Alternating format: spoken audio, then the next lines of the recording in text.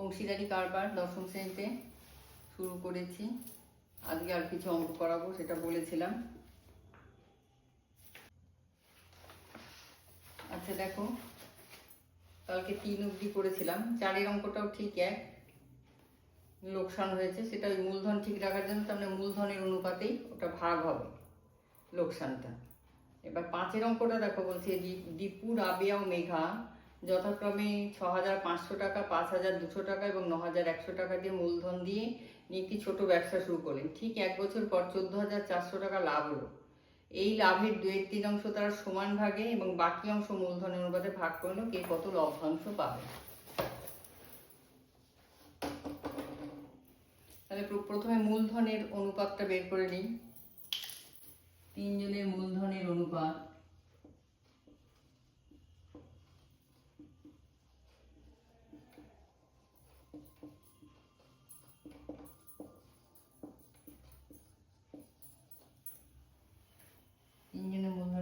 কি? 6,500 is to 5,200 is to 9,100।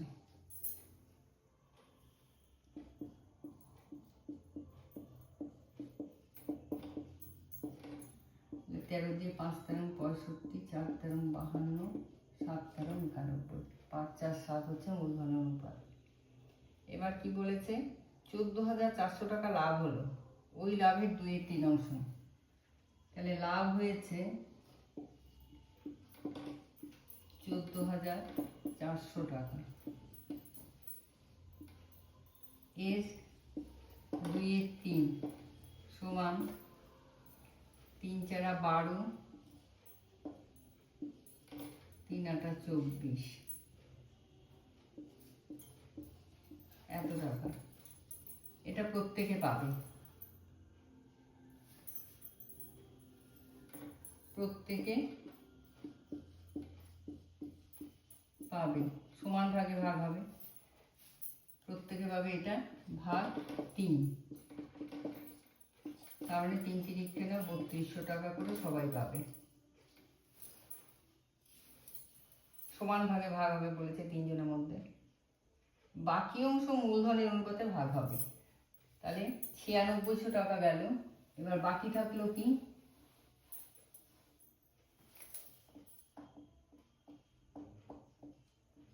বাকি অংশ সমান 14,400 বিয়োগ 9600 টাকা।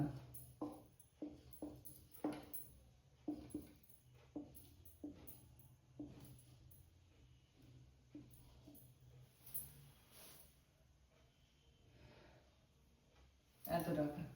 এটা মূলধনের অনুপাতে ভাগ হবে।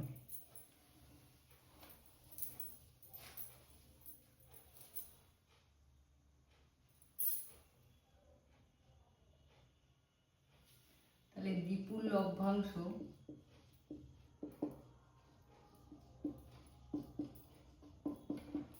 4,800 ইন্টু 5-এর 16 যোগ 3200, এত টাকা। তাহলে 3 16 48, 1500 যোগ 3200 সমান 4700 টাকা পাবে দীপু। রাবেয়ার লভ্যাংশ, বা যদি লভ্যাংশ না রেখে কি কত টাকা লভ্যাংশ হবে? হ্যাঁ ঠিকই আছে, লভ্যাংশ। রাবেয়ার লভ্যাংশ হচ্ছে 4,800 ইন্টু 4-এর 16 যোগ 3200,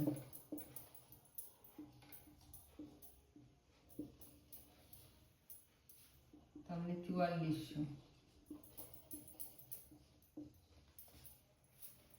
আর মেঘা লভ্যাংশ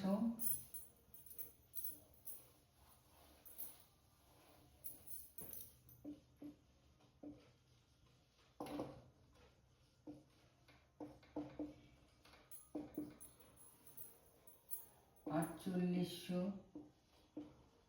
গুণন 7-এর 16 যোগ 3200 টাকা।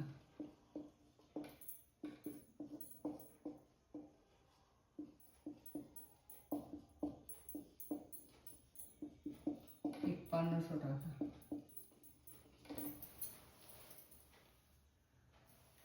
একটু বুঝে বুঝে করবেন, দেখবেন খুব মানে কঠিন না।